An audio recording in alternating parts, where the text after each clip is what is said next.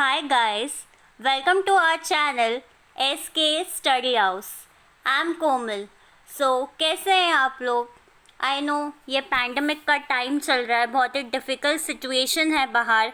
आप लोग अपना अच्छे से ध्यान रख रहे होंगे क्योंकि our health comes first. I am here today to present you the topic eukaryotic cells. Let's get started.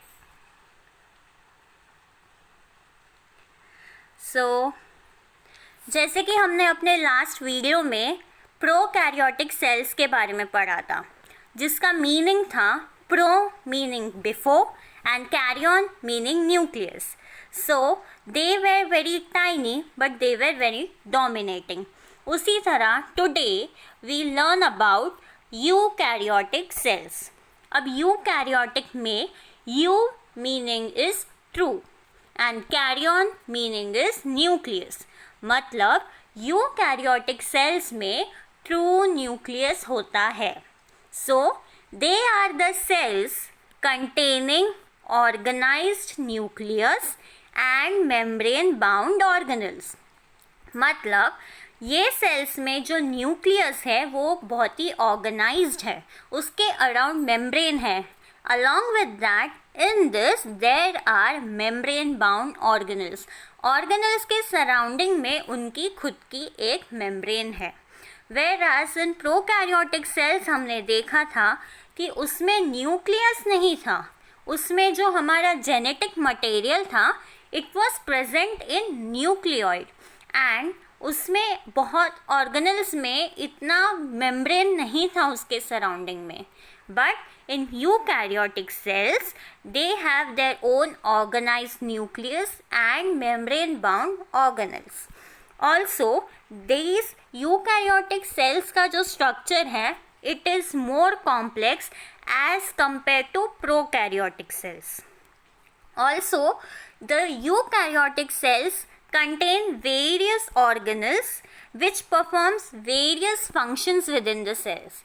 Prokaryotic के अगर कंपैरिजन में देखें तो यूकैरियोटिक का स्ट्रक्चर थोड़ा उनसे कॉम्प्लेक्स है. यूकैरियोट्स में थोड़े ज़्यादा ऑर्गेनल्स हैं और वो ऑर्गेनल्स जो है वो वेरियस फंक्शंस करते हैं, जिसकी वजह से यूकैरियोटिक सेल्स का जो स्ट्रक्चर है वो प्रोकैरियोटिक सेल्स से थोड़ा बड़ा है. Okay. Also we have learned in our last video that there are 3 domains: bacteria, archaea और eukarya. Out of that bacteria और आर्किया जो है वो प्रोकैरियोटिक सेल्स को बिलोंग करते हैं और ये दोनों जो डोमेन थे वो मेजर डोमेन है.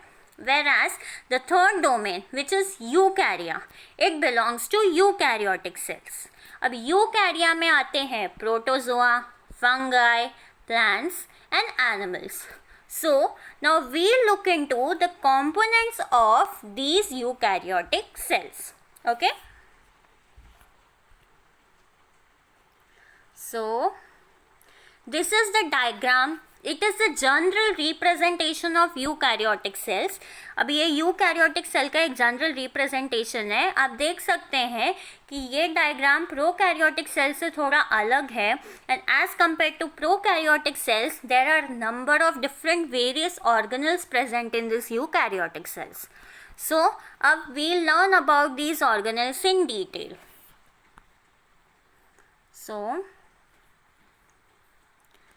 The first organelle comes is plasma membrane. You can look into this brown color का आपको दिख रहा होगा. This is nothing but your plasma membrane. Okay. Plasma membrane क्या है?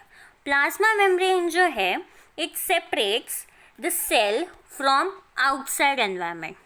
बाहरी के environment से ये cell को separate करता है. Okay. Also, this plasma membrane is composed of proteins, carbohydrates and 2 layers of phospholipid. अब ये phospholipid क्या है? Phospholipid meaning lipids with phosphate. Okay, so plasma membrane contains proteins, carbohydrates and 2 layers of phospholipid. अब ये phospholipid की भी arrangement होती है. कैसे? They are arranged as hydrophilic heads. अब ये हाइड्रोफिलिक क्या होता है? Hydro meaning water, philic means loving. So hydrophilic heads means water loving जो हेड्स है वो लोग फेस करते हैं inside and outside the cell. So what is there inside and outside the cell? Aqueous environment. So ये जो water loving hydrophilic जो heads है वो लोग inside the cell and outside the cell को फेस करते हैं और वो ये एनवायरनमेंट में रिएक्ट करते हैं।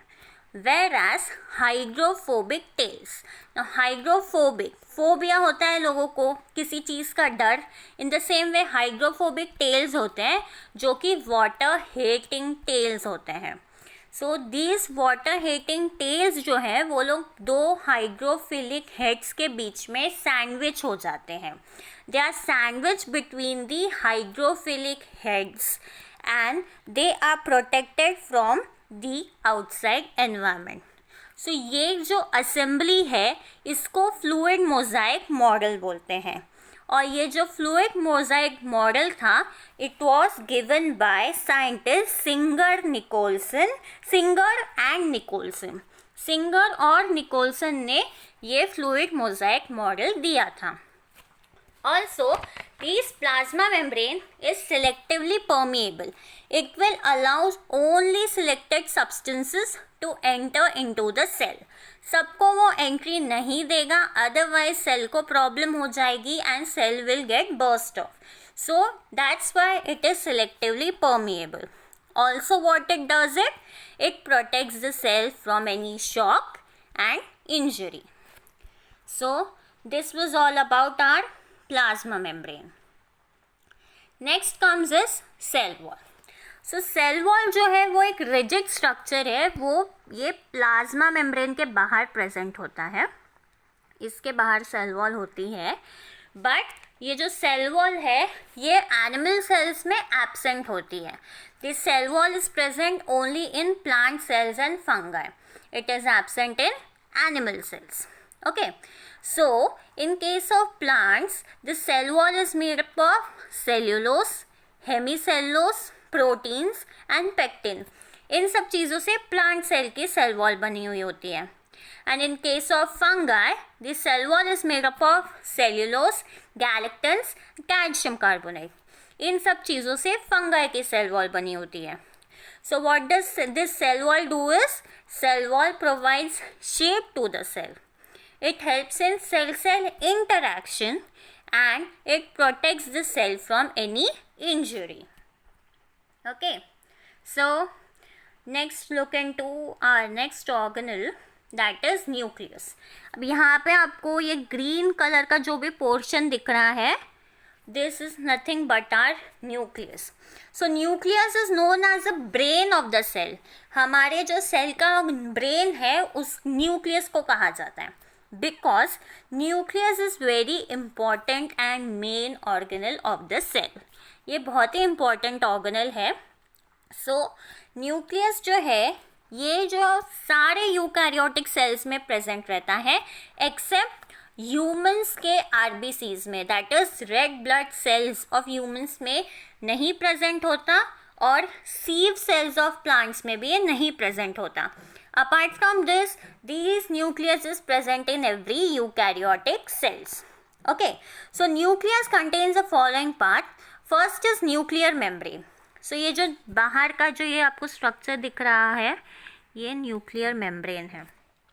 Okay, so nuclear membrane is a double membrane structure in which जो आउटर मेम्ब्रेन है वो कंटिन्यूस रहती है एंडोप्लाज्मिक रेटिकुलम से. As you all can see over here, ये जो ग्रीन पार्ट है ये ब्लू पार्ट से कंटिन्यूस है, देखो. सो दीज जो इसकी आउटर मेम्ब्रेन है वो एंडोप्लाज्मिक रेटिकुलम से कंटिन्यूस रहती है और जो इनर मेम्ब्रेन है वहाँ पे स्मॉल पोर्स है लाइक दिस. यहाँ पे आपको स्मॉल पोर्स दिख रहे रहेंगे. ओके, सो इनर मेम्ब्रेन में स्मॉल पोर्स रहते हैं. So they are permeable to ions, molecules, RNA material etcetera. इन सब चीज़ों के लिए ये परमिएबल रहती है. Then this nucleus is also made up of nucleoplasm. Just like cytoplasm, the fluid which is present inside the nucleus is nothing but the nucleoplasm. जो fluid रहता है जिसमें न्यूक्लियोलस और क्रोमैटिन प्रेजेंट है उसको हम न्यूक्लियोप्लाज्म बोलते हैं. Apart from that nucleus is also made up of nucleolus. This dark green colour आपको डॉट दिख रहा होगा यहाँ पे, ये चीज़ is nothing but nucleolus. So nucleolus क्या है? It is the main site for the synthesis of ribosomal RNA. Keep this in mind, ये क्वेश्चन आता है बहुत सारे एग्जाम्स में कि nucleolus is the main site for the synthesis of ribosomal RNA. Okay, apart from that nucleus also contains chromatin. Chromatin ये आपको spiral जैसा अंदर स्ट्रक्चर दिख रहा होगा. They are nothing but the chromatin which is complex of DNA and protein making up the chromosome. So the whole nucleus contains the following parts, that is nuclear membrane, then nucleoplasm, then nucleolus and this chromatin. Okay, so we'll move on to the next organelle, that is nothing but endoplasmic reticulum. So ये आपको structure दिख रहे होगा ये blue colour के, तो these both are nothing but your endoplasmic reticulum. So these endoplasmic reticulum are the small tubular networks. They are tubular networks and they are of two types, rough endoplasmic reticulum and smooth endoplasmic reticulum. So these dark green colored structure, they are your rough endoplasmic reticulum. अब इन्हें rough endoplasmic reticulum इसलिए कहा जाता है, I hope आपको ये visible होंगे, black colour के डॉट्स आपको दिख रहे होंगे. So these black dots are nothing but the ribosomes. So because of the presence of ribosomes इन्हें रफ एंडोप्लाज्मिक रेटिक्यूलम कहा जाता है. And what does rough endoplasmic reticulum does is they help in protein folding and transport.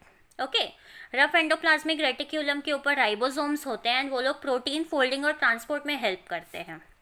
And the another type of endoplasmic reticulum, as I said, is smooth endoplasmic reticulum. This light blue color का यहाँ पे आपको दिख रहा होगा. These are nothing but your smooth endoplasmic reticulum. अब उन्हें smooth इसलिए कहा जाता है क्योंकि उसके ऊपर राइबोसोम्स नहीं होते हैं. So they lack ribosomes and these smooth endoplasmic reticulum are the main site for the lipid synthesis. So guys, अब मैंने आपसे कहा था कि ये जो यूकैरियोटिक सेल्स है वो थोड़े इसमें ऑर्गेनेल्स ज़्यादा हैं, वीडियो बहुत लंबी हो जाती, इसलिए मैंने ये वीडियो को 2 पार्ट में डिवाइड किया है. तो अभी इसके थोड़े ऑर्गेनेल्स मैंने आपको आज बताए हैं, अगले ऑर्गेनेल्स मैं आपको नेक्स्ट वीडियो में बताऊंगी. तो तब तक आप वेट कीजिए मेरी वीडियो का. एंड प्लीज़ अगर आप मेरे चैनल पे नए हो तो प्लीज़ इसे सब्सक्राइब कीजिए. अगर आपको मेरा वीडियो अच्छा लगा हो तो इसे लाइक और शेयर ज़रूर कीजिए. So till then, take care, stay safe. Thank you.